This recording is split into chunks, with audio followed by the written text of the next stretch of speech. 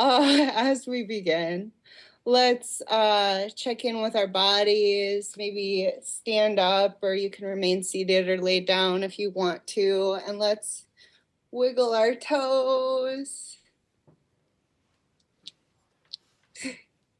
and wiggle our fingers, maybe shake our whole bodies, shake. Maybe do some, you can't see my whole body, but do some little like waddling, penguin waddling back and forth, and shake it out, shimmy. All right. Sort of shaking it. My Rami Sarala is clicking, so if you hear the clicking in the background, that's what that is. Luma made it so beautiful. And I'm just gonna pat down.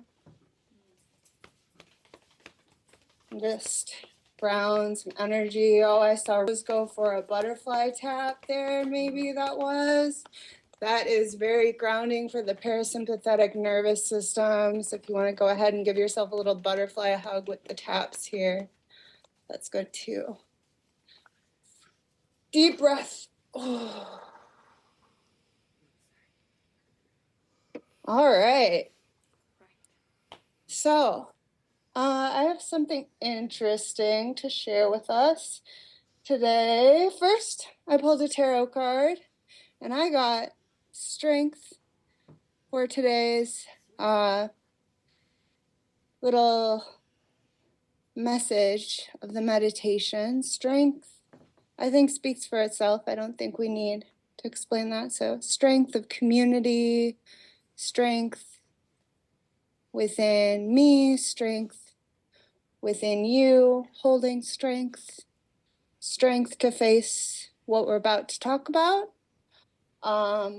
which might seem a little daunting. It comes from this book, Feeding Your Demons. It's forwarded by Jack Kornfield, who's a really well-renowned Buddhist teacher. And I did this meditation probably about 13 years ago. Demons in the context of Buddhism are more seen in the East, are not really something outside of us. There are like depictions, but they're more like things we might fight against. One thing that this book says here is this author discovered that demon has always had such a bad reputation, or has not always had such a bad reputation, derived from the Greek daemon, D-A-E-M-O-N, or D-A-I-M-O-N. The term originally referred to a person's guiding spirit. The Greek demon was a divine creature, a guiding spirit to be trusted and relied upon.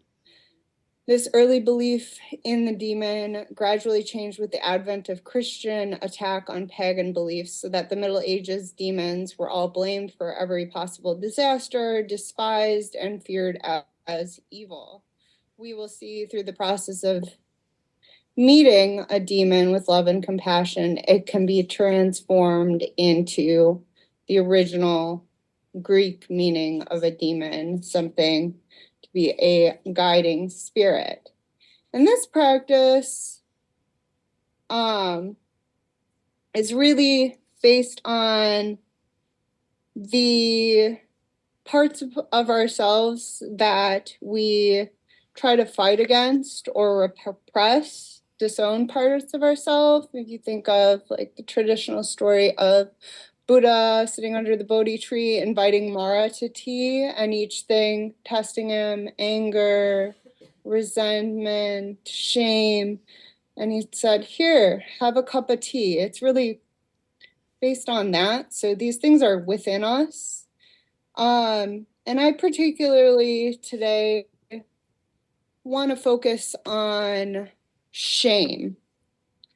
And shame can show up in a number of ways. I initially had done this meditation on shame when I was freshly out of treatment. And so shame then for me, when I did this meditation, it was highly related to aspects of my addiction that I felt shameful about. But if you were to talk to me today or hear me talk to non-Sangha related people about my addiction, I don't have shame there anymore about my addiction. I have shame about habit energy stuff, but like addiction to alcohol, overcoming that, or the process of like going to treatment, no shame. And so when I was thinking about that, because I was like, I wonder if anybody here just is shameless, completely shameless, because I think in certain areas of my life where I once had shame, I am shameless. But because just like me, I was like, oh, I think, we can, I'm not trying to put shame there, but maybe perhaps we all feel shame about something. So just commonly, some ways shame can show up in self-criticism, feeling unworthy, berating oneself, embarrassment, feeling exposed, wanting to hide after a perceived mistake, withdrawal, numbness, isolation, perfectionism, people pleasing, defensiveness, and self-sabotage.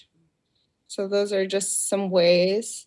So as we kind of get into this meditation, I want us to kind of lean in and imagine kind of your shame, and whether or not you can see anything in your mind's eye. If you can, you might imagine what it might look like. It might be like a cowering figure, or like just a big monster with an open mouth, and might have a color. But for those of us that might not be able to see something in our mind's eye, like what does the energy of that feel like? What does the energy of your shame feel like? Or what might it feel like to like kind of meet this aspect of yourself outside of yourself?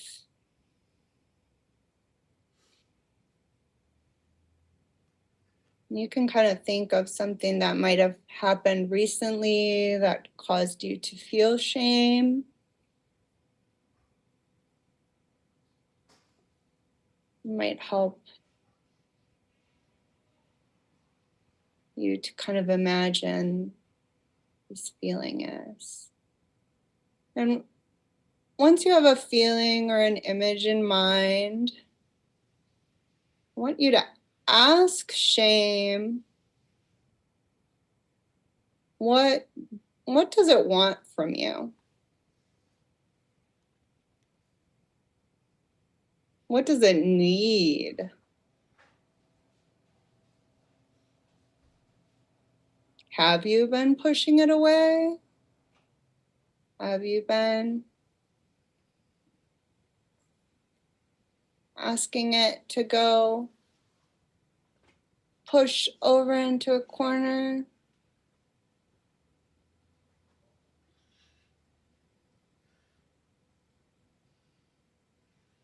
And see if it's not too scary. See if maybe you can offer some compassion, whether that's in the form of perhaps offering it some water, or offering it a cup of tea, or just offering it love, if you can. If you're not ready, that's okay.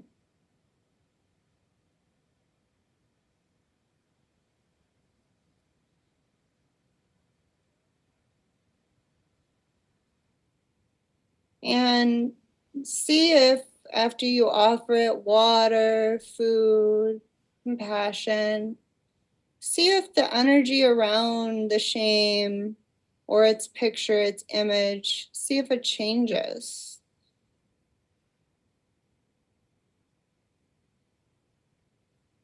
What was once hunched over and heavy, does it kind of stand up? Is it something that was pinched and closed? Does it feel more open? Does your heart feel more open? And just see if you can offer it even more.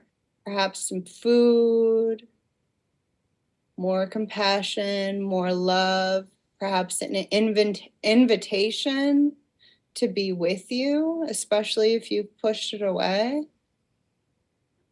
Like, yes, shame, you are welcome here.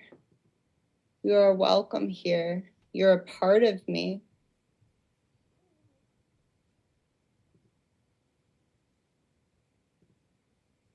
I'm sorry I pushed you away.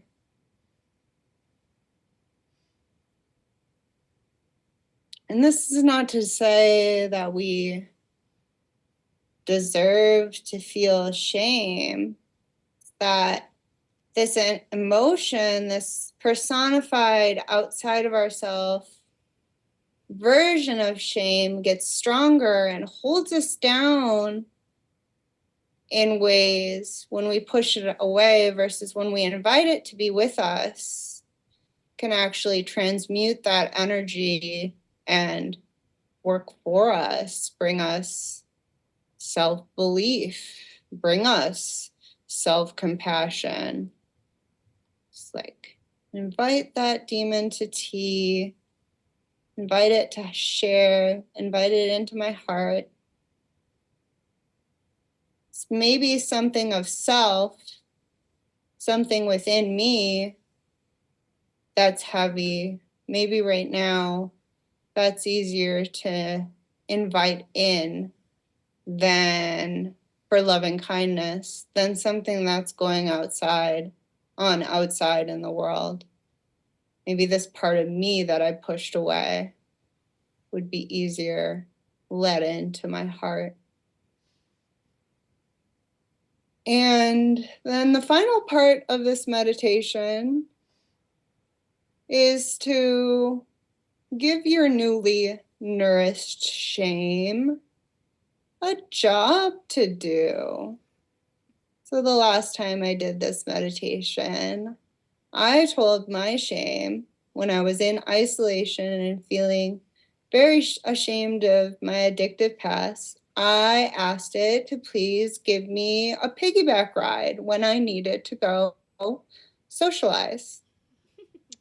You could ask it to remind you of your self-worth. You could ask it to clear a path, to make it clear to you in spaces that your self-worth will be welcomed, and places where you've been maybe knocking on the door and asking, hey, I'm worthy. And those people over there have said, no, you're not here. And you're saying, but please just see me. You can ask your shame, please redirect me to where I'm meant to be. Redirect me to where I'm welcomed. Whatever you come up with, those are just suggestions. And again, if you don't come up with a job, you don't come up with an image or a feeling, that's okay. This is just meant to be kind of an introduction to the idea of integrating, whether it's shame or anger, rage. These parts of ourselves that are often too difficult to feel, so we put them on the back burner. And even if we're aware of them, we kind of know they're back there.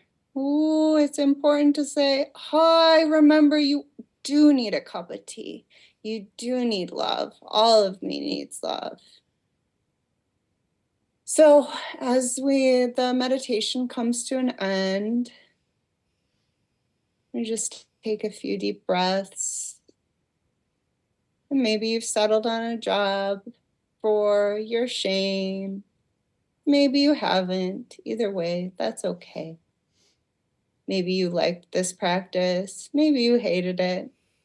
Either way, that's okay. And just maybe put both hands over your heart and feel the love and connection of this Sangha. Feel yourself safely held here.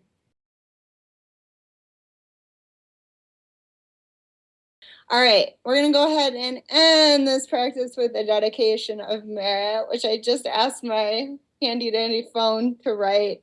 What did I say? Write a Buddhist, I asked AI, I said, write a Buddhist dedication of merit that honors shame and emotions. So here's what DeepSeek has to say. All right. By the merit of this practice, may all beings, including myself, recognize the hidden wisdom within our emotions. May we honor shame as a teacher, a mirror reflecting our deepest vulnerabilities, a gateway to self-awareness and compassion. May we meet our emotions with mindfulness, seeking them as impermanent, arising, abiding, and dissolving the vastness of our true nature. May we hold shame with tenderness, knowing it is not who we are, but a call to heal, to grow, and to awaken. May all beings be free from the weight of unworthiness. May we transform shame into courage, fear into love, and suffering into wisdom. May we all walk the path of liberation together, embracing all that arises with an open heart, and may our shared merit ripple outward, bringing peace, understanding, and freedom to all.